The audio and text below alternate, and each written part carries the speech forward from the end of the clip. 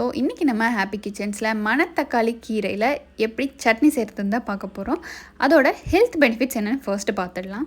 Black nightshade, sunberry, wonderberry இந்த மாதிரி நிறைய பேர்களை கொண்ட இந்த மணத்தக்காளி கீரையில் calcium, phosphorus, iron and vitamins A, B, C எல்லாமே நிறைஞ்சிருக்கு.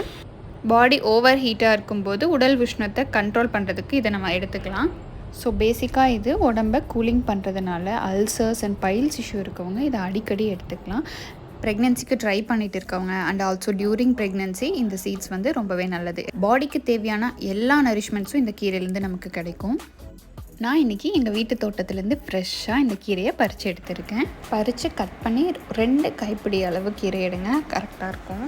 இந்த கீரை செடியிலேருந்து வர பழம் பார்த்திங்கன்னா ரொம்பவே டேஸ்டியாக இருக்கும். என்னோடய குட்டீஸ் பாருங்களேன், அவங்களே பறித்து சாப்பிடுவாங்க, அவங்களுக்கு ரொம்ப பிடிக்கும். பட் கீரையை கொடுத்தோன்னா நோ, எங்கள் வீட்டில் மட்டும் இல்லை எல்லார் வீட்லேயும் இந்த பிரச்சனை கண்டிப்பாக இருக்குங்க. குழந்தைங்க கீரை செஞ்சு கொடுத்தா சாப்பிடவே மாட்டாங்க. அதுக்கு காரணம் அதோட கசப்பு தான். ஸோ இதை சட்னியாக நம்ம செஞ்சு தரும்போது அதோட கசப்பு தெரியாது. கண்டிப்பாக குழந்தைங்க விரும்பி சாப்பிடுவாங்க. சாப்பாடு, தோசை, இட்லி எதுக்கு வேணாலும் நீங்கள் வச்சு கொடுக்கலாம். வாங்க எப்படி செய்கிறதுன்னு பார்ப்போம். ஃபர்ஸ்ட் இன்க்ரீடியன்ஸ் பார்த்துலாம். மணத்தக்காளி கீரை, கடலைப்பருப்பு 2 ஸ்பூன், கொத்தமல்லி 1 ஸ்பூன், ஜீரகம் 1/2 ஸ்பூன், காய்ந்த மிளகாய் 3 to 4, பூண்டு 5 to 6 பல், சின்ன வெங்காயம் ஒரு 15 எடுத்துக்கோங்க. கூட கொஞ்சம் பெரிய வெங்காயம் ஆட் பண்ணாலும் நல்லா தான் இருக்கும். தேவையான அளவு உப்பு, சின்ன சைஸ் புளி, தேங்காய் ஒரு 1/4 மூடி அண்ட் எண்ணெய். பேனை ஹீட் பண்ணிவிட்டு 2 ஸ்பூன் ஆயில் ஆட் பண்ணிக்கோங்க.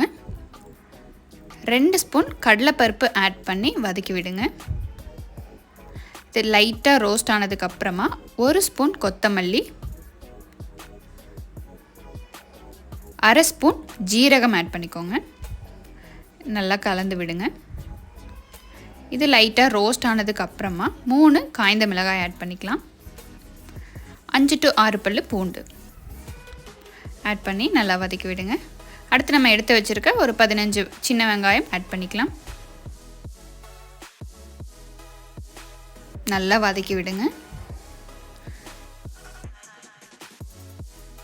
அடுத்து ஒரு சின்ன துண்டு புளி ஆட் பண்ணி கலந்து விடுங்க.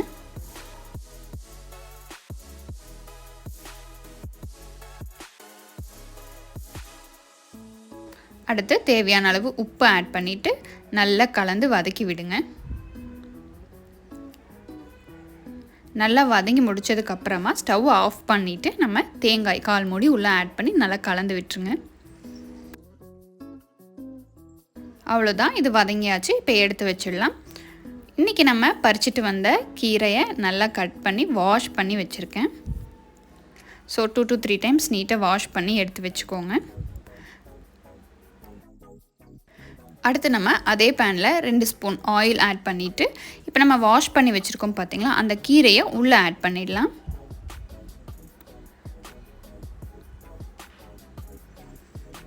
பேன் பத்தாத மாதிரி இருக்கேன்னு நினைக்காதீங்க. கீரை டக்குன்னு வதங்கிடும். வதங்கினதுக்கப்புறமா ரொம்ப கம்மியாகிடும். ஸோ நம்ம கீரையை ஆட் பண்ணியாச்சு. இப்போ லைட்டாக வதக்கி விட ஆரம்பிங்க.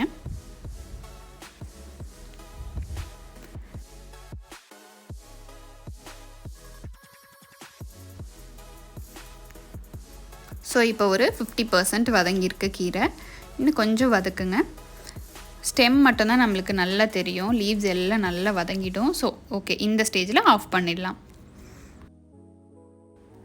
அடுத்த ஒரு மிக்ஸி ஜாரில் இப்போ நம்ம வதக்கி வச்ச எல்லாத்தையும் உள்ளே ஆட் பண்ணிவிடுங்க. இது கூட நம்ம வதக்கின கீரையும் ஆட் பண்ணிடலாம்.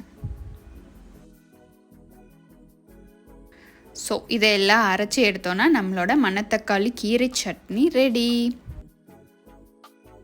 இந்த மணத்தக்காளி கீரையிலேருந்து வர கசப்பு நமக்கு இந்த சட்னியில் தெரியவே தெரியாது. டேஸ்ட் ரொம்பவே சூப்பராக இருக்கும். கண்டிப்பாக இதை நீங்கள் ட்ரை பண்ணி பாருங்கள். ரைஸில் வச்சு சாப்பிடும்போது குழந்தைங்களாம் நல்லா விரும்பி சாப்பிடுவாங்க. நீங்கள் தோசைக்கு, இட்லிக்கு எல்லாத்துக்குமே இதை கம்பைன் பண்ணி கொடுக்கலாம். நீங்களும் இந்த ரெசிப்பியை கண்டிப்பாக உங்கள் வீட்டில் ட்ரை பண்ணி பாருங்கள். இந்த வீடியோ உங்களுக்கு பிடிச்சிருந்தா லைக் பண்ணுங்கள். உங்களோட ஃபீட்பேக்கை கமெண்ட் செக்ஷனில் சொல்லுங்கள். அண்ட் மறக்காமல் நம்ம ஹாப்பி கிச்சன்ஸ் சேனலுக்கு சப்ஸ்கிரைப் பண்ணிவிடுங்க. Thank you so much for your support.